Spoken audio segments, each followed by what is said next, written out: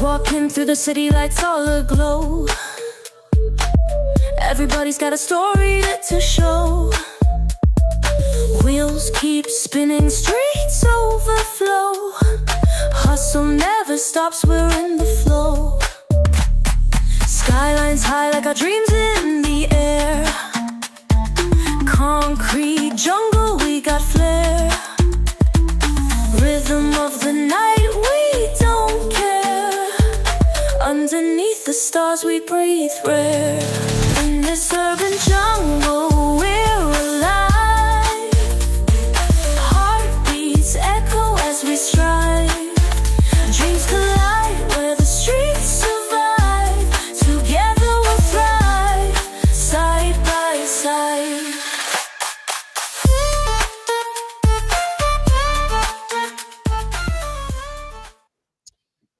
And good afternoon and welcome to today's It's in the Ballot show. We're joined here by Elijah, who's one of the candidates who have decided to put his feet to the It's in the Ballot fire.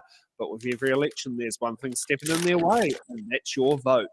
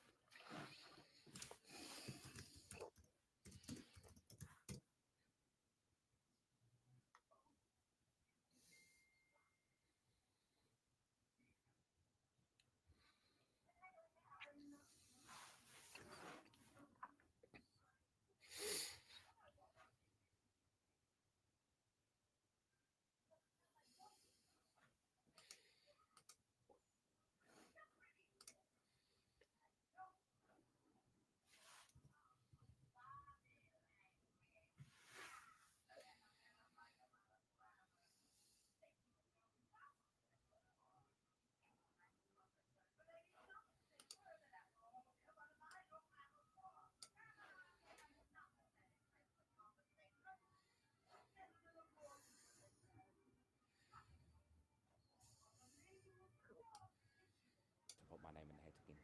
Fair enough, fair enough. I know the same feeling of doing that. Would you like to start off a 1 minute opening statement down the barrel? You're lining up the cameras? Yeah, lining up the cameras on why the Raki voters should give you their tick. Hei, kia ora, ko Elijah Pue tōku ingoa, no ngai iwi maha o te kāhui maunga, he oe anō kei Raitahi a hau e noho ana.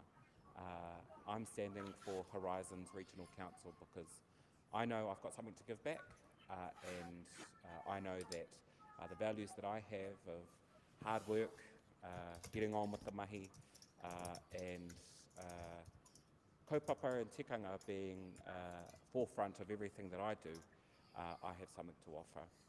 I've been in local government, I understand the game, I know how it works, but most of all I think I'm committed to doing what I say I'm going to do, and most importantly giving back to the community that raised me. So I'm from a little town with big heart called Raitahi, which is in the northern part of the Horizons Rohe. It's home, and I drove there from there this morning, 6 degrees when I left at 10 o'clock, but it's home, and this place, the Horizons Rohe, has been my home for most of my life, and so I'm ready to give back. Thank you for that. Okay, so let's get off to the first question here. Question A. What political parties are you linked to? Yeah, so it's quite public that my candidacy has been endorsed by Te Pāti Māori, the Māori Party, and it should be no surprise to people that I am connected to Te Pāti Māori.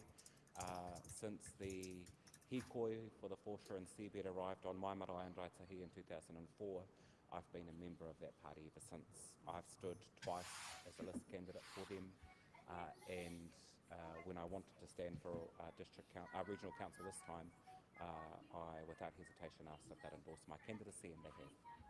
Oh, that's good to hear. What were list positions you got out of being more of the nosiness as a political nerd? The 2 elections ago, I was 13, and then last election, 13 out of about, 30, and then last election I was 29 of about the same. So, have been involved, stood on the list more so to make a point that I want to continue to contribute to a kaupapa that I've been part of, but this time round, for the first time, am standing with their endorsement. Okay. No, it's always interesting. I do love Te Pāti Māori on what they do. It's, Te Kura Ferris, I believe. I wish I was on Te Taitonga myself, not Rongotai role, because that's who I Well, it'll be Wellington Bay now. Yeah, it will be, yeah. What a weird name. Yeah. Why can't it just be Rongotai? Why couldn't they give it a Māori name anyway? Oh, that's another debate. You are. Or was it? If Tonga means south, why not be? Was it Porniki Tonga or Tonga Porniki, whichever way that would translate to? It could quite easily have been something more creative. Yeah, because Wellington Bays, well, it does have a lot of bays though. Wellington North. Well, that's How creative.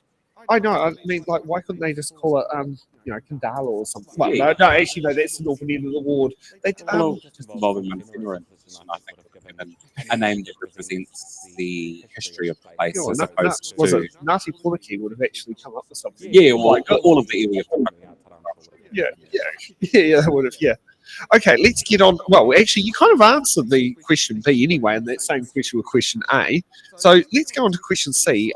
What's it? Should rural communities have a say in the operations of council-owned rural water schemes? I read this question. Yeah, I read this question, and more broadly, all communities should have a say in kaupapa that have an impact on them. In this instance, should rural communities have a say in the operation of council-owned rural water schemes? I don't see why they shouldn't. And exclusion of communities from things that impact them, I think, is an indictment of democracy. So, absolutely, they should have a say in the operation of council-owned rural water schemes. In Mairohe, where I'm from in Raitahi, if you think back, I think it was about 8 or 9 years ago, we had a diesel spill off the mountain. And so our water scheme in Raitahi in particular is not only a political issue, but also something that all of our residents know innately, because you can taste and see the diesel in the water when you turn the tap on at home. So for us to have a say in that, I think is critical. Yes, I actually do remember when that happened. It was very, very big. Let's get on to question D, which is more of a very local one, because I don't think you get bus services in Raitahi like they do in Feilding. No, we do have transport. Yeah, go ahead. Yeah. So where I'm in Raitahi, we have one Horizons public transport funded operation, and it's a weekly commute between Raitahi and Ohakune, particularly for the elderly, to undertake shopping, go to the chemist, etc. That seems, for the most part, works okay. There's no issues with that. I understand, however, it is undersubscribed, and so what I'd be keen to do in my area is to re-look at what public transport opportunities exist. I'd like to see, for example, not committing to anything, but I'd like to see a commuter service between Raitahi and Wanganui. Wanganui is the main shopping area of Raitahi. So, when I grew up as a kid, once or twice a month, go to Pack and Save in Wanganui to get the groceries. We play sports in Wanganui. Like, if you need to do anything town-wise, Wanganui is the place. Sounds a bit like when living in Palmerston North was exactly the same thing. That kind of thing, right? Yeah. So we don't have a commuter service between the two towns. Which does feel a bit weird because it is the nearest city. It really is. Yeah. I mean, rural towns, we're pretty self-sufficient, right? So if we need to get to Whanganui, there's usually someone we can call to say, when you going this weekend, can I hitch a ride? So, not to say that there is a need, I don't know if there is one, but I think if there is to be any sort of public transport that directly impacts my community, that would be it. Okay. Okay. Question E. What's your position on the use of 1080 in the Horizons region for pest management control? This is an interesting question because I was involved in a decision about 6 or 7 years ago by my iwi, Ngāti Rangi, in terms of whether or not 1080 should be used. Here's my political answer. I believe pests need to be controlled 100%, particularly those that have a considerable impact on the environment, possums and what have you. Where humans cannot get to those areas to trap and control pests, other methods need to be used. And in some instances 1080 has to be it. So I'm all for predator-free, I'm all for pest control, but 1080 shouldn't just be used because it's easy. 1080 should only be used in areas where humans cannot practically get to it in order to control those pests. So basically, like if you have to get there by helicopter, that's the right place to use it, Sure. but not to put it outside your front door. No, and also I think, and I don't know the detail of it, the latest pest control regime, but there have been use of them in places where, on places where people frequent or places where humans could get to, but it's more cost effective to get a helicopter and spread 1080. But I just think yes to 1080 where necessary, but there are other ways of doing this nowadays. Technology is at our fingertips. Come on. Yeah, exactly. Yeah. Now we'll go for F. There has been much media coverage about candidates' behaviour towards our fellow candidates over the country. I know that might not be a Rata thing, but it's definitely, Hey, we have our own issues as well. Yeah. What are your personal values that make you a suitable candidate to be a councillor? Look, I've been thinking lots about this, and in this particular council election, you have seen across the motu a number of seats going contested, and we've had that on Horizons and Motu District Council. Yeah, Hutt City Council. Yes. Hutt City Council's got 5 of them, Yeah. and plus one community board. Exactly. So it's going across the motu, and a lot of people are saying, it's down to the abuse of candidates to get a council to get it. Going back to your question, kindness is important to me, and that might seem like a Jacinda Ardern thing to say, but before she made it cool, there's no excuse to be rude, there's no excuse to be a prick, and there's really no excuse to be nasty to people. I was raised on really strong Christian values of, speak to others as you'd expect to be spoken to, treat others like you want to be treated. These are really simple values that I think rural Aotearoa just part of. And so I like to engage, I like to connect, and in terms of, why am I a suitable candidate? I think most importantly, I just like to, I'm in it for the right reasons. Others are in it for a So your goal is not to end up on the front page. I'd like to say the post, but Whanganui Chronicles the better, for being the most pain in the butt difficult councillor. That's not your goal. No, I'd love to be on the front page of the paper, but I'm a suitable candidate because I want to get shit done. I don't want to. I look forward to a long political career in wherever it needs to be. But I'm in it because I believe I've got something to give back to my community. That's it. Others are in it for clout. Others are in it for mana. Others are in it for money. Oh yes. You're in it for money. Well, some people, I don't know what Horizons pay their councillors, but I do know both Wellington City Council and Greater Wellington Regional Council, it's over the $100,000 mark. So yeah, and I think it's based on population. Yeah. I mean, the money filter, and I understand that we need to ensure that our councillors are remunerated for what they do. Because it's hard work. And especially considering, you would have to do a 2.5-hour drive each way to get to the council chambers. Because I give the council chambers are in Palmerston. Yes. Yeah. It's every council has them in different places. At least it's not Bay of Plenty Regional Council, which for some weird reason has them in Whakatane. But then you've got Western Bay of Plenty who actually has them outside their district boundaries in Tauranga. Right. I mean, just on council meetings, from what I understand, is they held monthly in Palmerston North. When I was on Blue District Council, between what's called North and South, so between Taumarunui and Ohakune, we had one in Raitahi as well. I'd like us to, I don't know why Horizons wouldn't do that. I don't know. I also don't know if they do that, but I'd like to encourage. They could always sit there and ring up their district council counterparts and say, "Hey, can we book your council chambers for the day?" Exactly. I don't think it to be too much of an issue. And the Wi-Fi in Feilding is playing up. So if you asked, no, I'm just joking. But if it, satellite. Were you connected?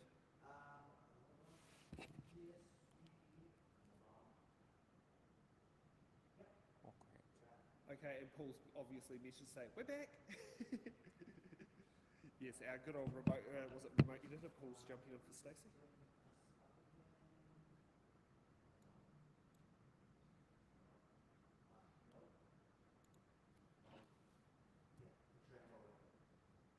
Sorry?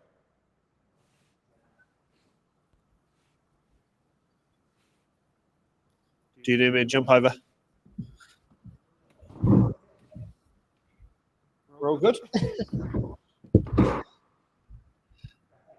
Okay. This is a lot of fun stuff, especially considering our feed actually, our one's just the internal system. Fun parts of technology even going out when we're in the middle of Feilding. welcome to the room.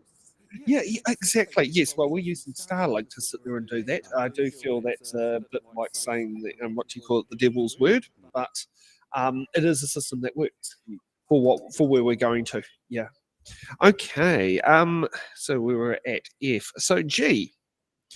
Now this is a bit of a more loaded one. The government and taxpayers union have been accusing councils of being irresponsible with large percentage rates increase. What's your view? Yeah. I wrote about this when I first. Oh no, I was interviewed about by someone.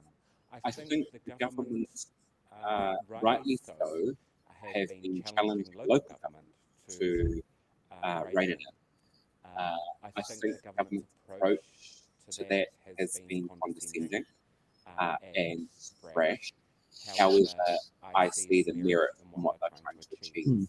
The economy needs to be rebuilt, and it's not going to be rebuilt by people, both councils, central government, local government, and consumers spending more.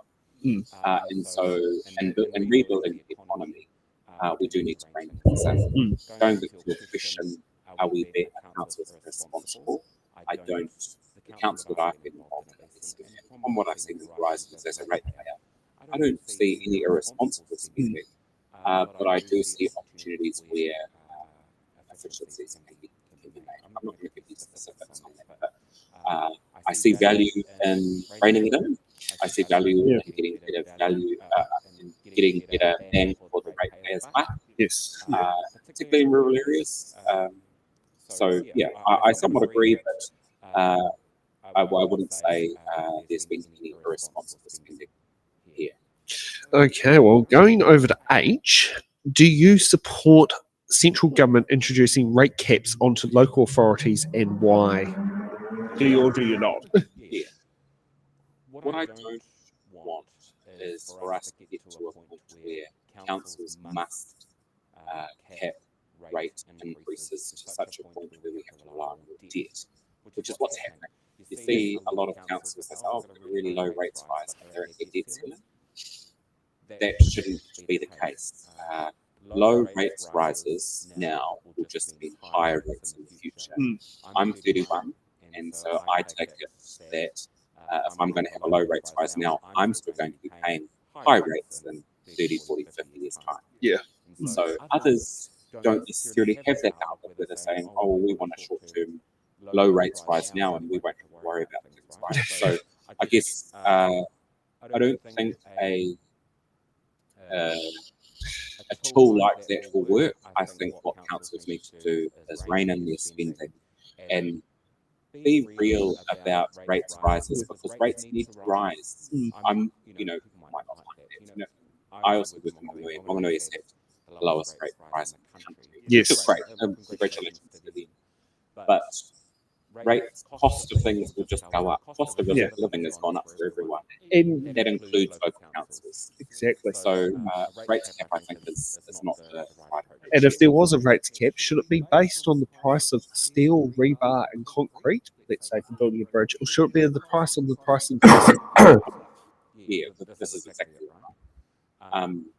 So yeah. Yeah, because vegan butter has barely changed in price in the last 12 months. Now, now the real thing has been a different story, but yeah, it's definitely, the price of vegan butter is a great example I like to use because they're also, most people like who don't tend to touch the product because, like I touch it because I've got dairy allergy, but most people, unless you're in that field, you wouldn't even know that it's half the price of butter at the moment. Oh, really? Yeah, Nuttalex is $10 a kg at the local Woolworths in Newtown, where I live.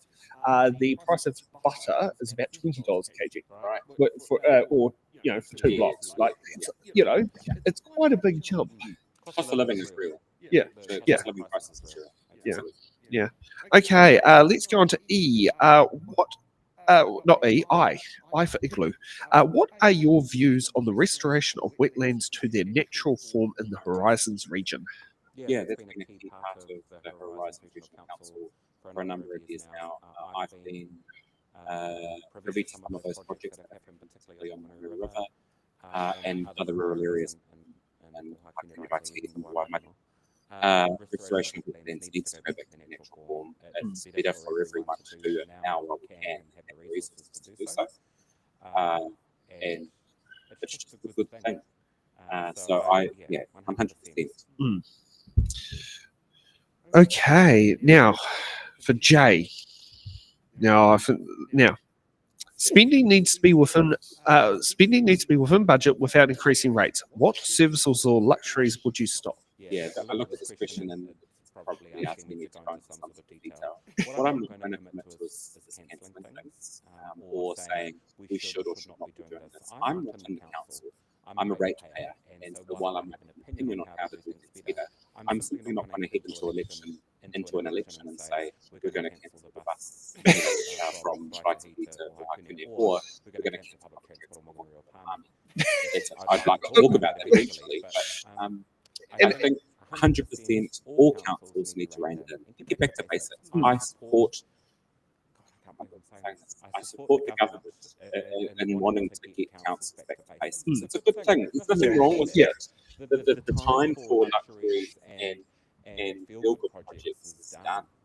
The economy needs it. The cost of living crisis needs it. We need to do better. And the essential stuff, creates jobs. Yeah. Like, Restoring wetlands provides jobs. Riparian planting provides jobs. Fencing off waterways provides jobs. These are the core council priorities of regional councils. That's what we should be looking at, not cancelling things that already exist. Just don't necessarily see any benefit in doing that. Yeah. So we've got K. How do you plan to use a deliberate democracy to ensure residents can directly contribute to the challenges of our urban/rural community faces? What's a deliberative democracy? I don't know, it might mean citizens' assembly, referendums. I don't know. This is one that's come in now. I'll be honest, it did come in from Wellington's area, but it's something that does actually expand beyond the Wellington City Council boundaries. I'm not too familiar with the term deliberative democracy, but what I would say to that is Horizons, the Manawatu region, it's not big. And it isn't Greater Wellington Regional Council, and it certainly isn't a unitary authority. What I would say is ratepayers should have access to those in the seats that we're elected to. And so if it is that I'm elected into the Raki Māori ward on Horizons, I want to be accessible. I want to get out into the community and meet people and talk to people and hear their views, and most importantly, ensure that the council hears those views. So You're going to have to follow in Georgina Byers' step of doing the pub crawls, going across every country pub in there. I won't do any of that. But I'm from Raki. I work in Monganui. I have served Monganui, Raki in my previous role.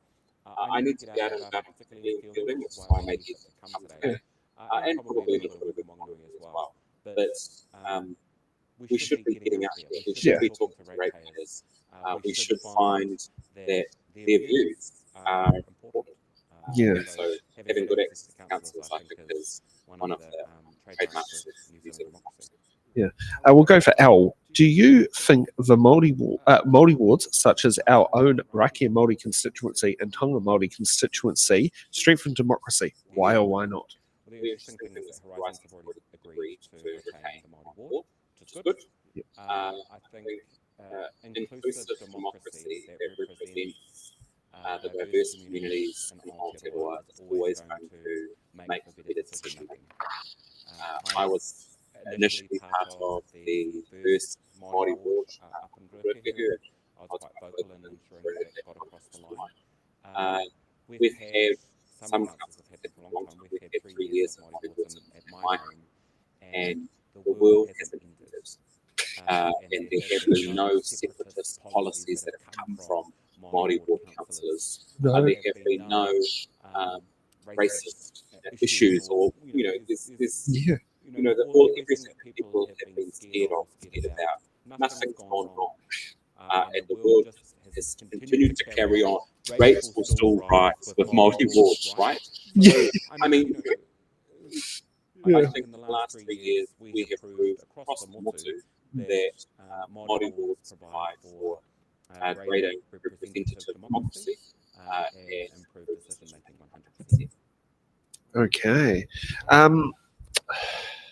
So, concerning that central government's messaging about councils being a core reason for the cost of living crisis due to waste or senior, do you think this is the case? Why or why not?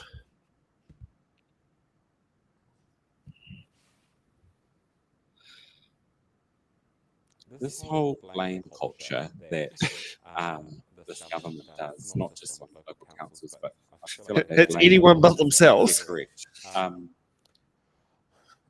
It's not helpful. If I go back to my earlier response, I know that there is a cost of living crisis. I'm well aware that that's the case, particularly in small rural communities. At home, we had last year, we had the pulp mill and sawmill closed down, 231 jobs, over 500 individuals gone. No job, see you later. Yes. Winter has been challenging this year with the lack of snow on Turoa Ski Field. The chateau has closed on Whakapapa Ski Field. It's tough. Yeah. Economic times are tough right now. And those that are now on job seeker benefits cannot afford butter, for example. Yeah. Or Cannot afford what's just the price of petrol actually in Ratahi? it's about $2.30. Okay, you're not doing bad. Okay, no, I did. So I filled up the car this morning in Wellington before coming back up at $2.30 a litre in Tawa. Oh, yes. But when we came into Feilding, it was $2.60 a litre at the Allied on the road heading on State Highway 54 heading to Palmy. Oh, wow. So that was what I was. So okay, you guys actually aren't bad on, because I was expecting $2.60 might be for a litre of 91, or possibly near $2 for a litre of diesel. But that actually, so you have at least Ratahi hasn't quite got the worst petrol prices for a change. Yeah, going back to the question, I think no, councils aren't a core reason for the cost of living crisis. I definitely think that the economy needs to be fixed to address the cost of living crisis, and councils play a role in doing that in terms of reining in the spending, but certainly don't think they're the only ones to blame for the issues that our people are facing. Okay, let's go to N. What will you do to stop poor council expenditure, allocate resources to critical infrastructure, and rein in huge rate increases?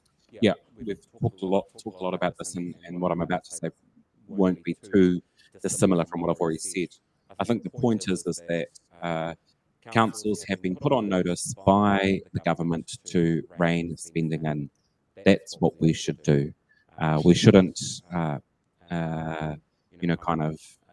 tiptoe around it. We shouldn't just continue quietly without them knowing. We should do a review of what it is we're spending on. What are some of the hard things that it's costing us right now, and how it is we can extract greater value from it for ratepayers. So I guess I'm not going to give specifics, but definitely want to see greater good come from ratepayer income, from what ratepayers are currently getting. Yeah. Now, this is definitely from a Feilding local community. Issues around climate change are becoming more important. What are candidates' thoughts on supporting a anaerobic digestion of food waste to produce biogas similar to the plant in Repara? And also wants to make a very big point to say it's not an incineration plant for general waste. Yeah. Look, these are the things that are going to address the climate change issues that our community face and our country faces, and indeed the world is going to face. Anything that's going to reduce the carbon footprint of Horizons Regional Council and consumers in general, I think is going to be a good thing. I don't know anything, or too much I should say, about an anaerobic digestion of food waste system to produce biogas, but certainly interested in understanding the opportunities that exist to deal with our waste better. We had a similar plant in Ohakune at the pulp mill, where it was a worm farm essentially, and all of the waste from the pulp mill was getting fed to these worms, and they were producing a byproduct that could then be used by consumers. So I think, yeah, all of these different opportunities that address the climate crisis, I think are going to be good. Do I support a particular food waste production like this? I'm not going to commit either way. What I will say is in Raitahi and Ohakune, I would say 9 households out of 10 have access to pigs, including myself, and my dad picks up my pig bucket every week, and then we in turn end up with pork at the end of the season. So not a bad thing, the way that things have been done in the rural areas. Yeah. Yes, that's something we do tend to miss a bit from the urban areas, is that same thing, and I do actually miss having home kill from my rural living days. Yes, yeah, I still have access to them. I'm very, very lucky. Yeah. Okay, we've got P. What skills do you pose that will enable you effectively collaborate with central government on regional planning projects such as the Otahi to North Livin Expressway? Yeah, Now, I know it's way down the other end, yeah, but it does come under Horizons Council's jurisdiction. yes. Yes, I think the O2NL Expressway has been talked about in the media this week, I understood, particularly by Suze Redmayne and the MP for Otaki, Tim Costly. Yeah. Good. Oh, that's all right. It's my grandma's local MP. Right. And my dad's. I think, and I travel to Wellington regularly for work, and I used to live there, so I still have friends there. Anything to make the trip a little bit shorter, I think, is going to be a good thing. But I suppose one of the skills that I possess is I know I make myself known to MPs, regardless of which side of the house they sit on. And as I said earlier, I'm big on relationships. And so having relationships with the government and parliamentarians more generally is always going to result in good things. And so I'm really clear that I'm keen to work with those that are currently in power to make places like Raitahi a better place. And I certainly have done that with some of these government MPs and ministers. Okay, so we've got Q. What budget line items would you remove to help bring rates down in Horizons without disrupting basic service? Yeah, as a first-time candidate in Horizons Regional Council, I'm not going to give a specific budget line item. I'm not sure if you're going to agree with that, but I'm just going to say it anyway. For me to simply look at the pre-election report and say we need to scrap public transport along the way, I think that's irresponsible. Without me knowing the full picture of what is happening in the council, even as ratepayer, I don't know the full extent of what's happening. But going back to my earlier points, keen to have a look, keen to figure out how we do things better, and also keen to hear people's views on what it is we could be removed. But again, I'm not big on cancel culture. I'm big on honing and spending, but to simply say, oh, we've got enough wetland restoration, I think that's a responsible decision It's a making. good way of putting an analogy of budget line items equivalent to cancel culture. I like it. Well, as Māori, I've been privy to cancel culture. Te Aka Whaora, the Māori Health Authority, gone. Yes. IMPBs who I work for, Everybody Punch Force, about to be gone. So I know what it's like, and it's not nice to be on the receiving end of cancel culture.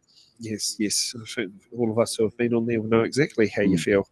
Okay, we got what should regional councils play in developing and implementing flood protection measures? Yeah. In Wanganui especially, there's lots of work to be done in flood protection.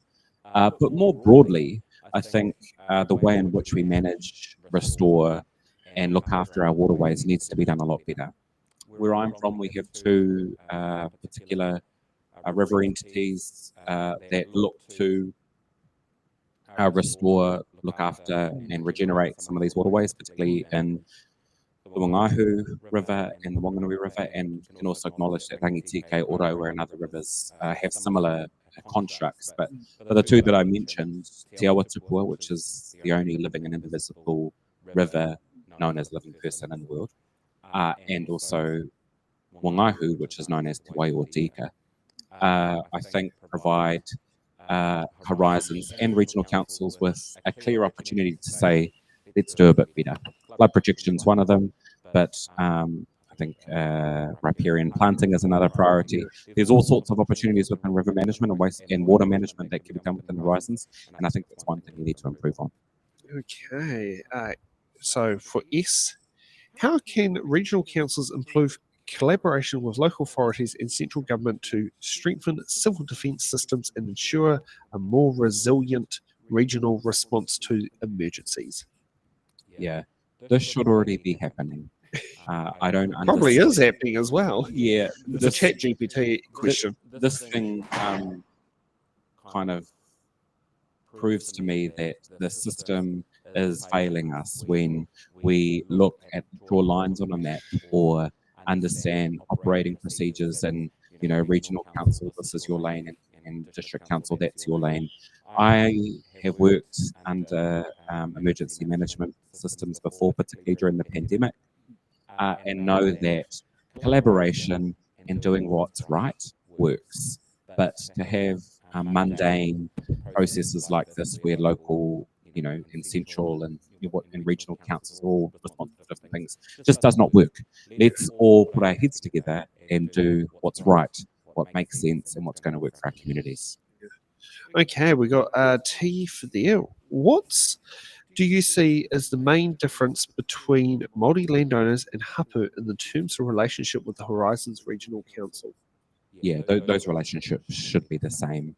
I think one of the priorities and one of the strategic of Horizons Regional Council is to have good relationships, meaningful relationships with hapu and iwi. And for the most part, I think they're trying, but I know that one of my priorities coming into this election is to do those relationships a lot better in a way that's mutually reinforcing, in a way that acknowledges mana whenua, in a way that acknowledges that sometimes we do have the answers for the way that we can better manage our taiao that doesn't just have an impact on Māori, but has an impact on all of the community. I think there's been a certain level of scaremongering amongst the government, at least, and others around around what Māori can bring to the table. But we've already proved that in Aotearoa we will do what we can for our own people and in turn for the community we serve. Okay, with a largely rural area covered by the council, but some local success stories in the terms of industrial growth in areas like Feilding, how can the council best support economic growth across industries and sectors? Yeah, I think this is where the collective works. So you've seen it in the water entities where you can see kind of economies of scale. And I don't want to get into Ruapehu because it's quite political right now, where they're trying to do a U-turn on their water decision. Anyway, I think there's opportunity for the Manawatu Wanganui Collective Councils, so 7 councils in this area, to put money together for commercial returns so that we are no longer solely reliant on ratepayer income. I think Horizons does have a number of commercial I do know buildings. I do know they sold their shares in Wellington in Centreport to Greater Wellington Regional Council Yeah. recently. I know they own some commercial property and lease out some commercial property, and therefore make money from commercial ventures as opposed to solely relying on the ratepayer dollar. I think that's prudent. I think that's a good thing. I think it needs to be done. You need to try and strike the balance between investing commercially with, and the balance is, how much debt you go into. But I'm certainly all for investing in opportunities that create jobs, that retain people in towns. In Ohakune Raitahi, we've seen that particular issue with the mill closing. I've currently got a house for sale that's been on the market for 6 months, not one offer. And it's in Raitahi, quite average price, just not. And by the way, if you want to buy it, it's on the market at the moment. I'm taking offers. But anyway, I guess, anything that creates jobs and retains people in the place that we call home is going to be a good thing. Yeah. Could the possibility of purchasing the mill that was south of Ohakune that lost the jobs, could that be a potential? Do you believe that could be an opportunity where the collective councils could go into set up a trading organisation to bring that into a revenue generating asset so it's not owned by overseas interests? That's one example of how there's power in the collective.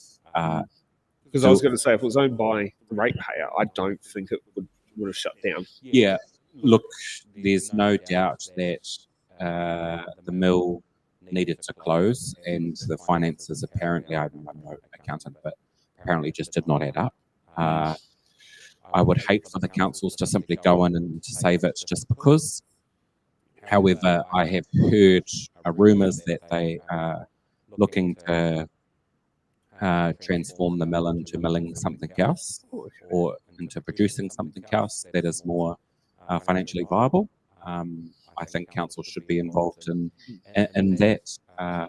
Should they be involved financially? I'm not so convinced, but certainly I wish all decision-making authorities did more and did better to save the mill, because the substantive loss that's been felt in my home is significant and can still feel it today. Yeah, I could say, was it a couple of years ago, your house probably would have sold much quicker. Oh, 100%. Yeah, instantly, right? Yeah, exactly. Yeah. So there's all sorts of issues upon my hometown, and that's one in particular. Yeah. So V for violin. If you are elected as a councillor, will you decelerate council spending on unwanted green projects and concentrate on the vital necessary infrastructure needing, such as, well, roading's not relevant to regional councils, but something like the basics? I think that's what it's meaning about. Yeah, I've talked about this lots today. I agree with getting back to basics. I agree with doing what's right. I agree with reining in the spending, and I agree with generating greater value from the ratepayer dollar. Okay. W, what do you think Why you're do you think? right? Oh, sorry. Why do you think? Yeah. Why do you think you're right for the role as a councillor? Well, firstly, I'm the only one that turned up to this particular debate, so that's the first step, because I'm committed to being seen and listening to people's views and making my views heard. I'm in it for the right reasons. I want to get the mahi done. I'm not here to piss around and do it for clout or do it for popularity. I want to do it because I want to give back. That's how I've been raised. I'm a hard worker. I go in with a clear vision and goals to get shit done. And I'm certainly not going to sit around a table and not address some of the issues that face our communities. Okay, so we've got X here. Now, apologies, I might get the name of the dam wrong. What governance mechanisms are in place to ensure the spill management of the, was it Moafango Dam, if I said it correct, complies with the regulatory requirements, safety standards, and environmental obligations, and how are these mechanisms going to be monitored and enforced? Who gave you this question? This is one of the audience. No. So this actually is quite interesting. So 2 Vinegar Hills ago, they spilt the dam unplanned. That sent a flood warning down the river, but by the time it got notified to us, it was when the local cop in Hunterville heard it on the scanner and literally had to jump in his car and tell us, because it was the only way he could communicate with us the quickest, to get it there to warn you've got this unexpected rush of water coming down there, get everyone out of the river and make sure that you're on high alert for 12 hours. So that's a more personal one, because I go there. Last 2 years I've gone there to sell coffee, because between Christmas and New Year in Wellington it's dead. So I've got to bring in an income. So go up there, sit there, have a good tax deductible holiday, as they call it. Well done. And that was something from two Vinegar Hills back. That's what happened, and so it was the police from the local cop from the Hunterville police station, who I don't think was on duty, because he didn't turn up in uniform. He just turned up in a car to say this is happening. It's that was something that caught us off guard. It seems bizarre to me. Because they have dates set on when they spill the dam, but there are provisions if it's outside those dates. I think this is the thing where I think councils, local and regional, can become quite disconnected from the ground, and particularly in places like Waitangi. I can't remember the last time I've seen any decision makers in my area, surveying the people or understanding the issues that affect them. I think I'm connected to the ground. I'm on the ground. I'm home. I'm not too good to engage with people, and I find some people in these positions can look to think they have some sort of reputation that may excuse them from engaging with people. But simply opening the Moawhango Dam without any sort of regard for the impacts downstream, I think just goes to show the lack of connection that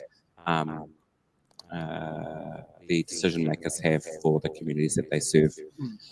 So put simply, this is one example of disconnection, and I'm quite well connected, so we'll ensure that these sorts of decisions aren't made in isolation of those that they're going to have impact on.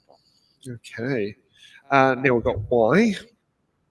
Given the benefits of a more connected regional transport network, how can governance structures support the integration of passenger rail between Horizons and Greater Wellington Regional Council, and what steps are needed to ensure equitable funding, accountability and service delivery across both regions? Which will be the capital connection.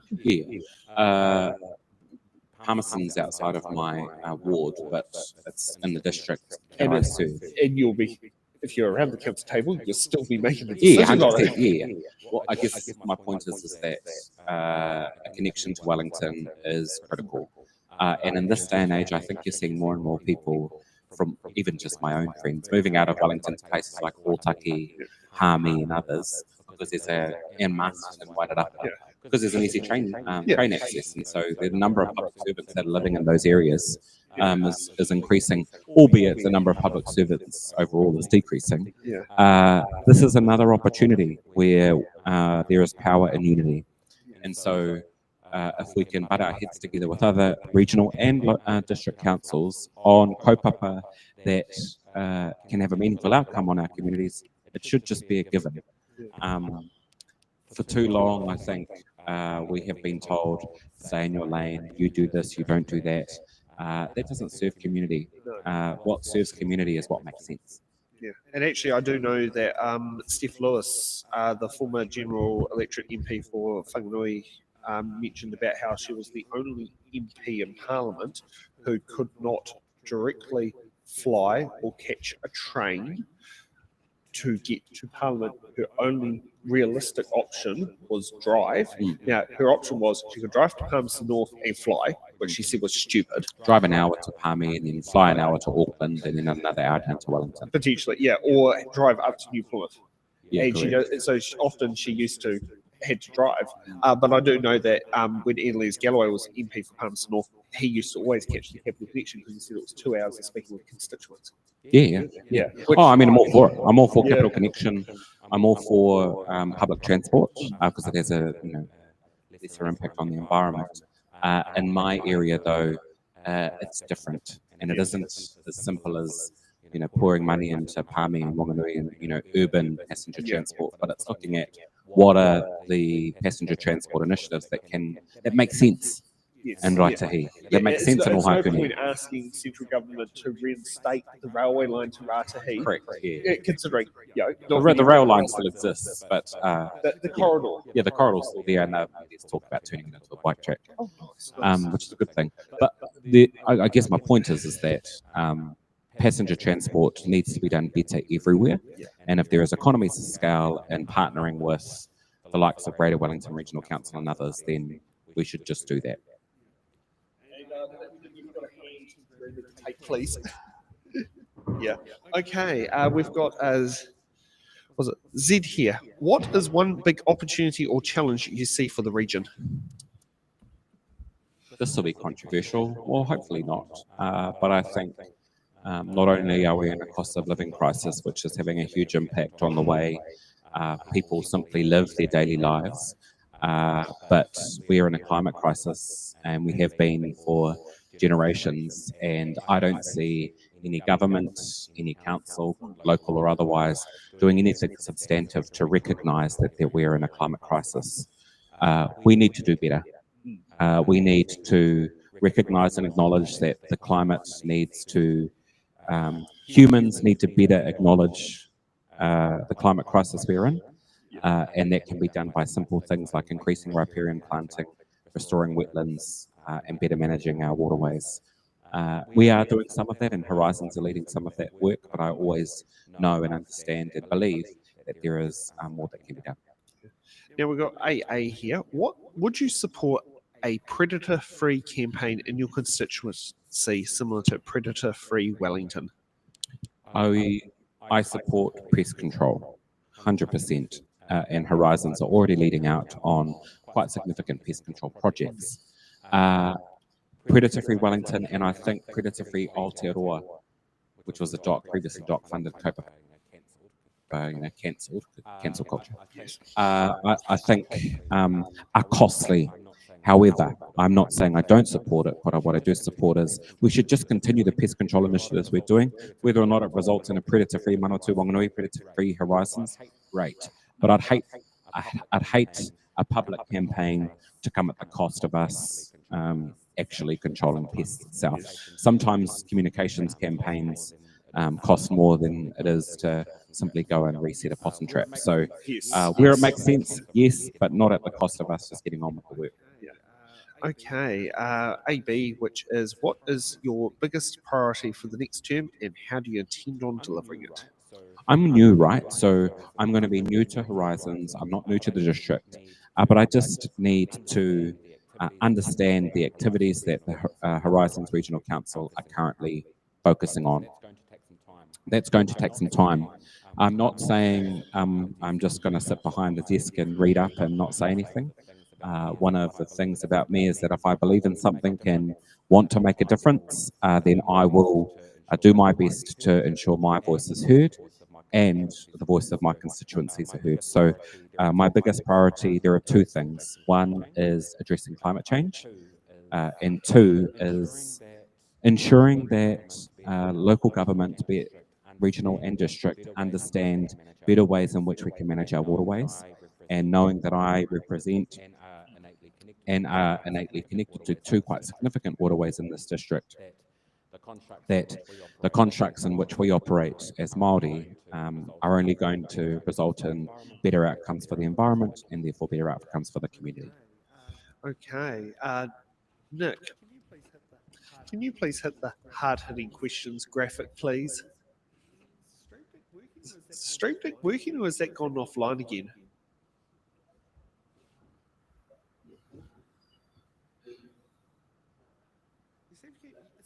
It seems to keep jinxing you and you.